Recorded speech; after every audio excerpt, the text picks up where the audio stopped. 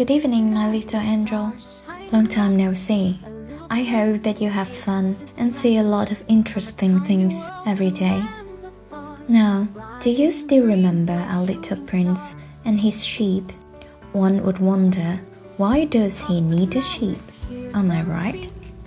Maybe today we will learn about his reason. Or not. Shall we start now? As each day passed, I would learn in our talk something about the little prince's planet, his departure from it, his journey. The information would come very slowly, as it might chance to fall from his thoughts. It was in this way that I heard on the third day about the catastrophe of the baobabs. This time, once more, I had the sheep to thank for it, for the little prince asked me abruptly, as if seized by a grave doubt. Is it true, isn't it, that sheep eat little bushes? Yes, that is true. Ah, I'm glad. I did not understand why it was so important that sheep should eat little bushes. But the little prince added, Then it follows that they also eat baobabs? I pointed out to the little prince that baobabs were not little bushes, but on the contrary, trees as big as castles, and that even if he took a whole herd of elephants away with him, the herd would not eat up one single baobab. The idea of the herd of elephants made the little prince laugh. We would have to put them one on top of the other, he said, but he made a wise comment. Before they grow so big, the baobabs start out by being little. That is strictly correct, I said. But why do you want the sheep to eat the little baobabs? He answered me at once.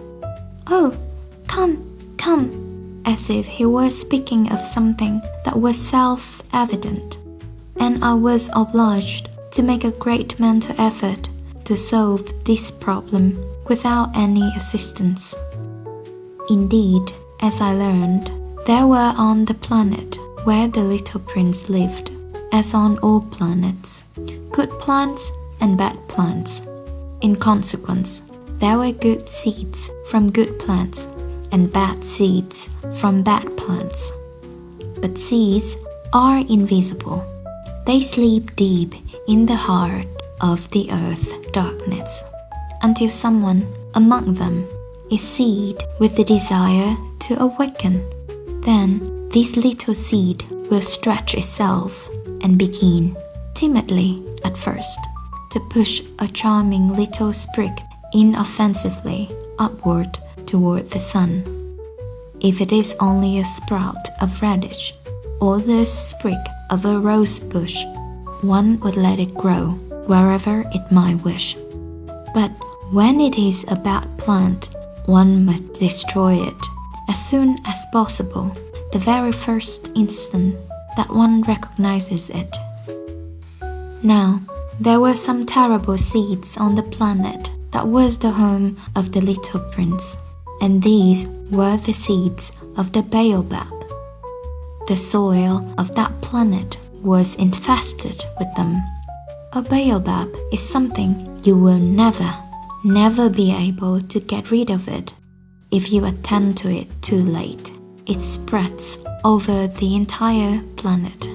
It bores clear through it with its roots. And if the planet is too small and the baobabs are too many, they split it in pieces. It is a question of discipline, the little prince said to me later on. When you've finished your own toilet in the morning, then it is time to attend to the toilet of your planet. Just so, with the greatest care, you must see to it that you pull off regularly all the baobabs at the very first moment when they can be distinguished from the rose bushes, which they resemble so closely in their earliest youth. It is very tedious work, the little prince added, but very easy. And one day he said to me, "You ought to make a beautiful drawing so that the children where you live can see exactly how old this is. This would be very useful to them if they were to travel someday." Sometimes, he added, there is no harm in putting off a piece of work until another day. But when it is a matter of baobabs, that always means a catastrophe. I knew a planet that was inhabited by a lazy man. He neglected 3 little bushes. So, as the little prince described it to me, I have made a drawing of that planet. I do not much like to take the tone of a moralist, but the danger of the baobabs is so little understood, and such considerable risks would be run by anyone who might get lost on an asteroid, that for once I'm breaking through my reserve. Children, I say plainly, watch out for the baobabs. My friends, like myself, have been skirting this danger for a long time without ever knowing it. And so it is for them that I have worked so hard over this drawing.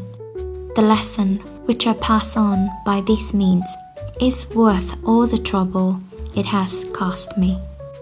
Perhaps you will ask me, why are there no other drawing in this book as magnificent and impressive as this drawing of the baobabs? The reply is simple. I have tried, but with the others, I have not been successful. When I made the drawing of the baobabs, I was carried beyond myself by the inspiring force of urgent necessity.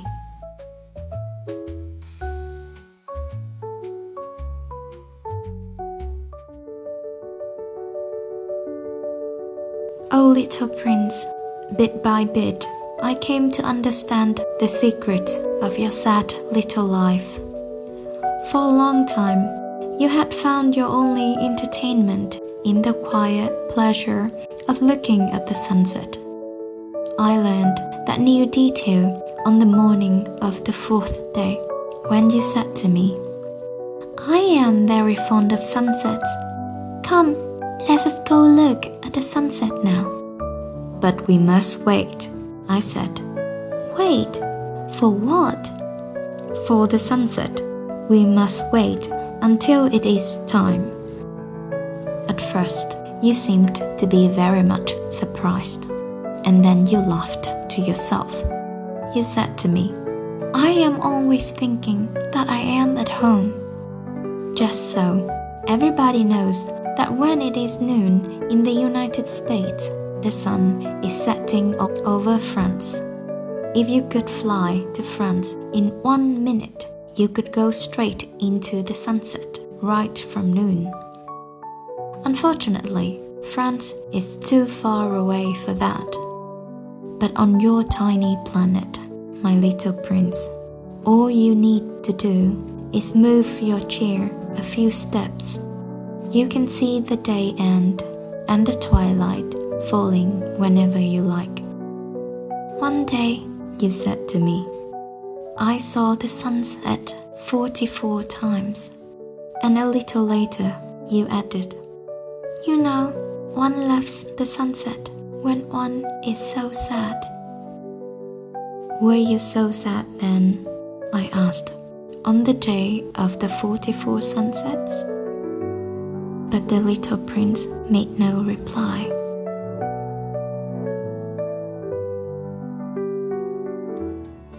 And that is the end of today's story. I asked myself, what has happened on the day of the 44 sunsets? I guess we will find the answer in the next chapter. But now, I wish you a good night and sweet dreams.